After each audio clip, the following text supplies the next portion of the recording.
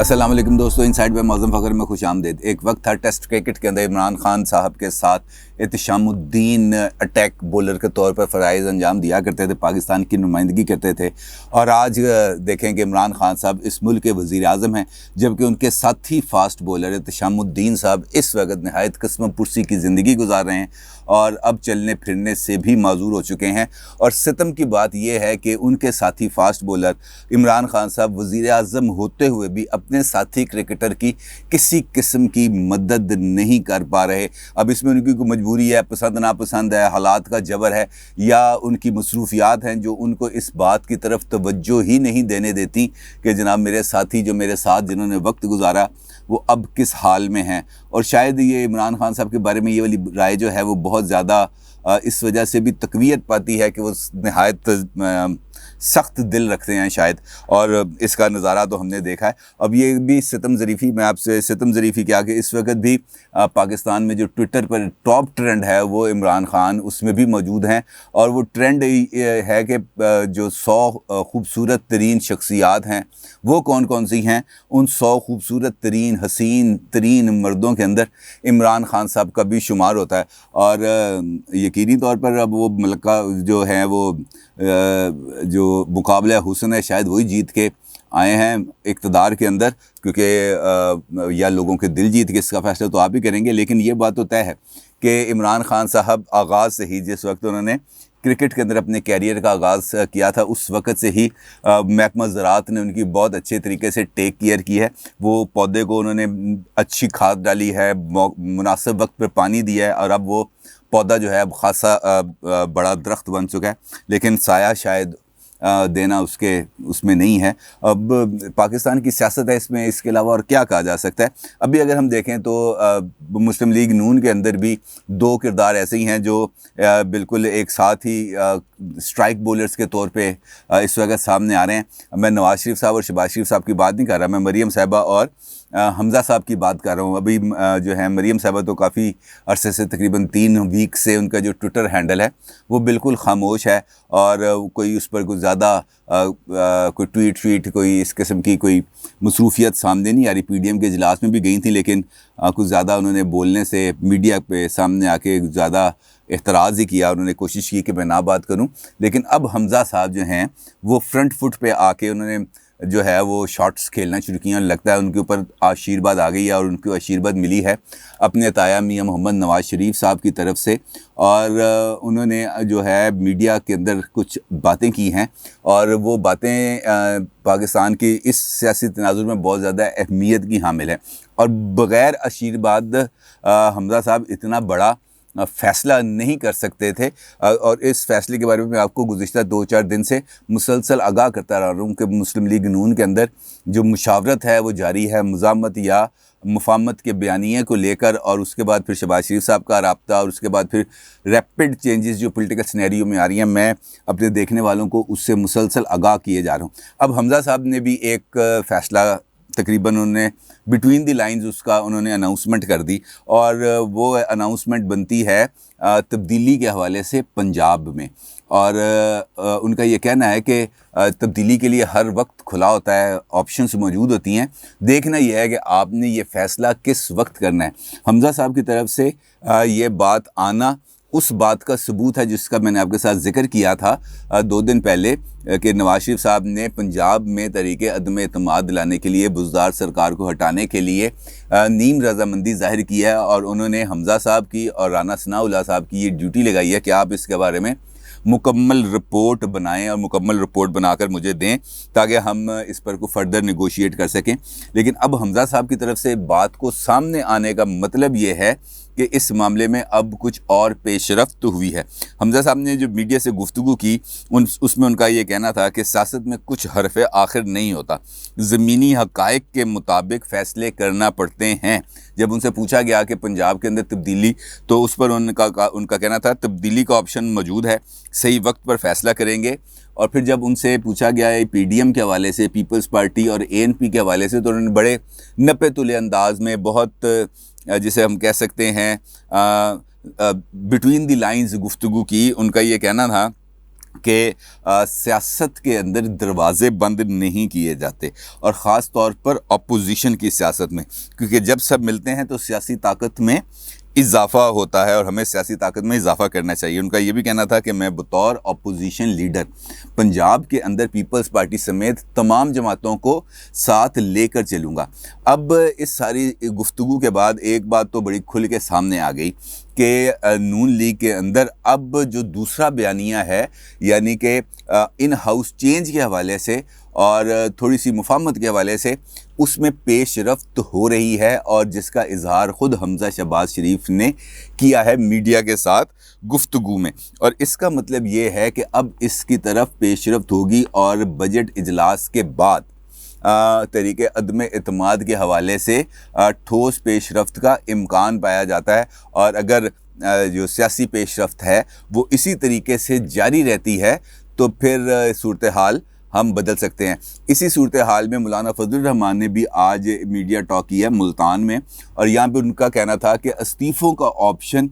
اب بھی موجود ہے، اور استعفوں کے آپشن کو ہمیں استعمال کرنا چاہیے۔ انہوں نے کہا جی پیپلز پارٹی کے لیے راستے کھلے ہیں، لیکن جو پی ڈی ایم سے نکل گیا ہے، اس کا مطلب یہ ہے کہ اس نے پی ٹی آئی کے ہاتھ کو مضبوط کیا ہے، انہوں نے اپنے آپ کو اس کے ساتھ ایسوسیٹ کیا ہے۔ لیکن وہ اس سوال کا اس سیاسی پیش رفت کے اندر میرا یہ خیال ہے کہ مولانا صاحب نے یہ بات کر کے اس بات کی بٹوین دی لائنز تصدیق ہی کی ہے کہ نون لیگ جو پہلے استعفے کی بات کرتی تھی وہ اب پیچھے ہٹ کر ان ہاؤس چینج کی طرف جا رہی ہے، جس پر مولانا نے ان کو یاد کرایا کہ جناب استعفوں کا آپشن بھی موجود ہے، اور اس آپشن کی طرف بھی غور کریں۔ لیکن میرا یہ خیال ہے کہ اب استعفوں والی گاڑی اپنے اسٹیشن سے آگے نکل چکی ہے، اب وہ واپس ریورس گیئر نہیں لگے گا استعفوں والے آپشن کی طرف، یہ گل آگے بڑھ گئی، اب یہ اس سے پیچھے مڑنا مشکل نہیں ہے۔ اسی کے ساتھ اور سیاسی پیش رفت ہے، میں نے کل آپ کے ساتھ ذکر کیا تھا جہانگیر ترین صاحب کا، میں نے آپ کو بتایا تھا کہ وہ اہم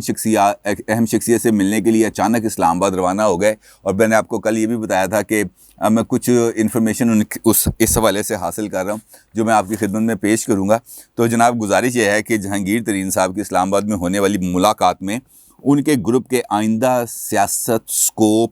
اور مقدمات اور اس قسم کے تمام امور پر گفتگو ہوئی ہے۔ جہانگیر ترین کے قریبی ذرائع کا یہ کہنا ہے کہ وہ اس ملاقات کے بعد بڑے خوش واپس آئے ہیں، بڑے ہنستے کھیلتے واپس آئے ہیں، اور ان کا یہ کہنا تھا کہ اس کا مطلب یہ ہے کہ کچھ ٹھوس یقین دہانی ان کو کرا دی گئی ہے۔ اب اگر ہم اس جہانگیر ترین والے خاص طور پر معاملے کو دیکھیں تو یہ خاصا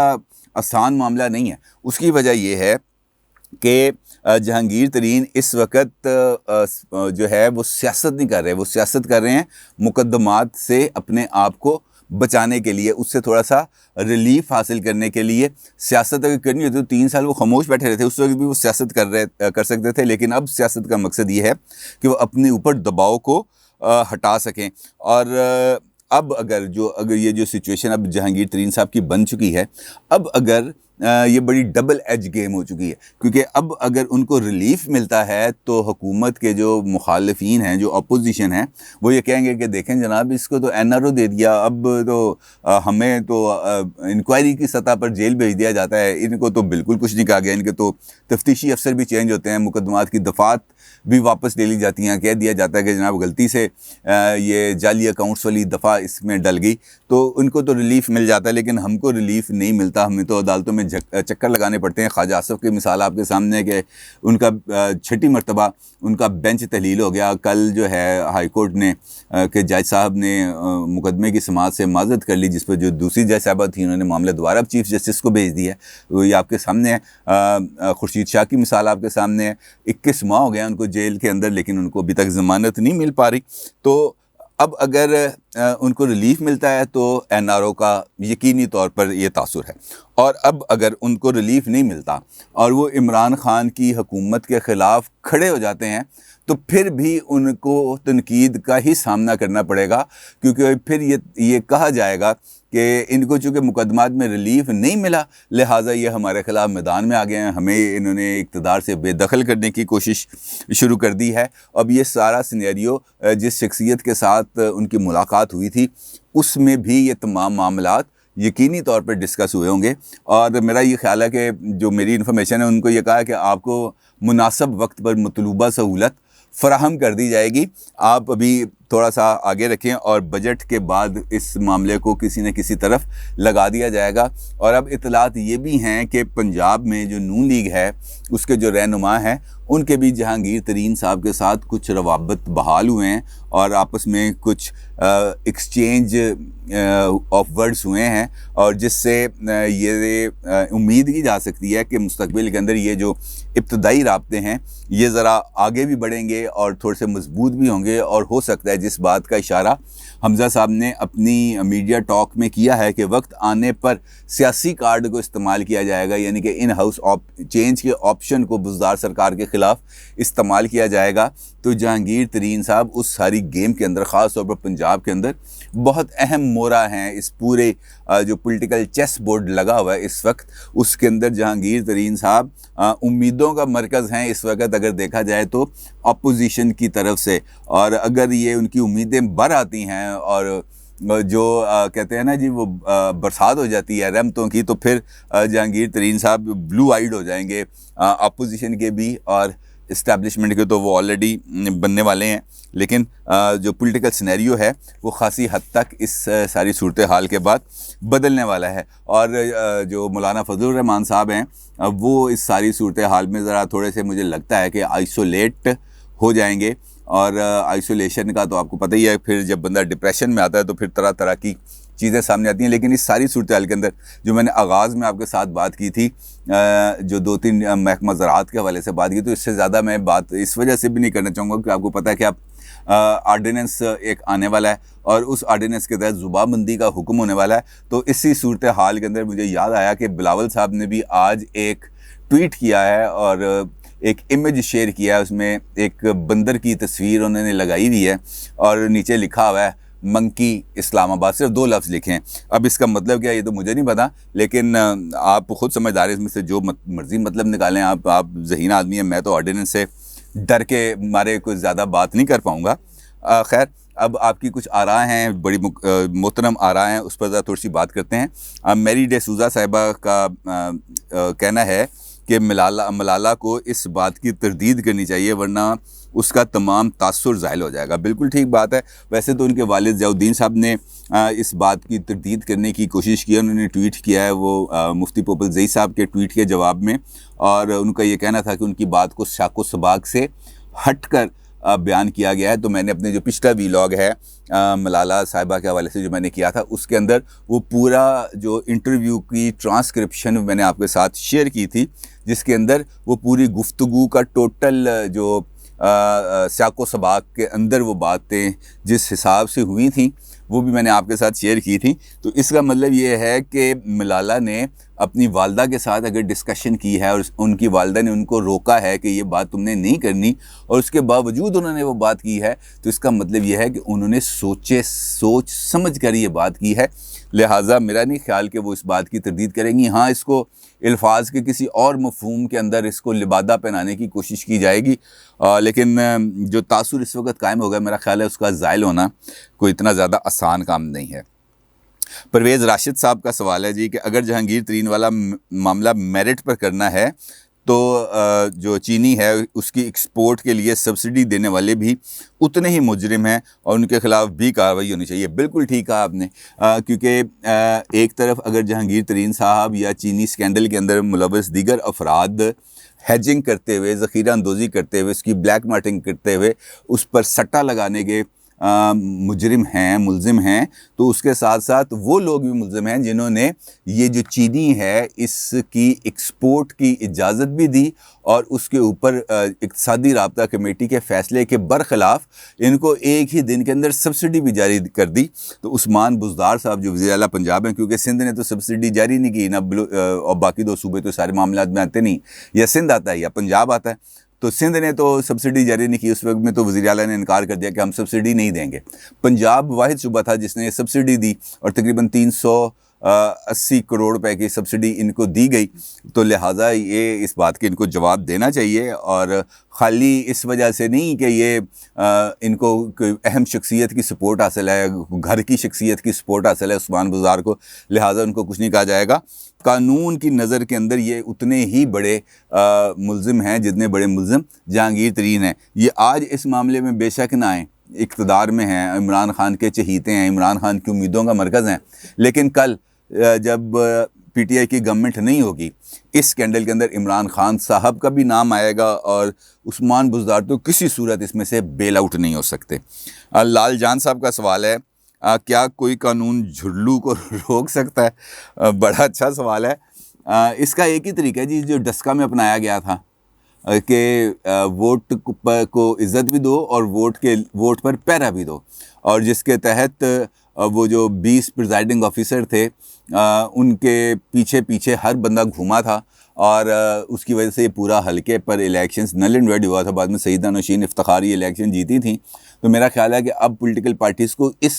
اپنے جو بیلٹ باکسز ہیں ان کی حفاظت کے لیے بھی کوئی خاص اسکواڈ بنانا چاہیے، جو پولنگ سٹیشن سے انتخابی عملے کو اپنی حفاظت میں لے، اپنے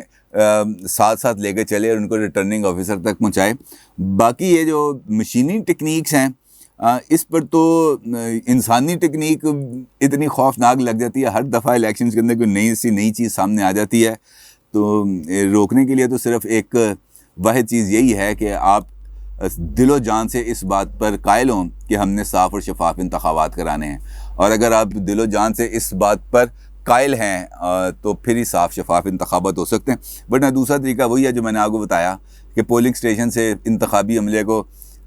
دونوں تینوں جتنے بھی فریق ہیں الیکشنز کے وہ اپنے قبضے میں لے کر ان کو ریٹرننگ آفیسر کے پاس لے کے جائیں۔ اس کے علاوہ اور کوئی حل نہیں۔ اپنی رائے کا ضرور اظہار کیجیے گا۔ آپ کا بہت شکریہ۔ اللہ حافظ۔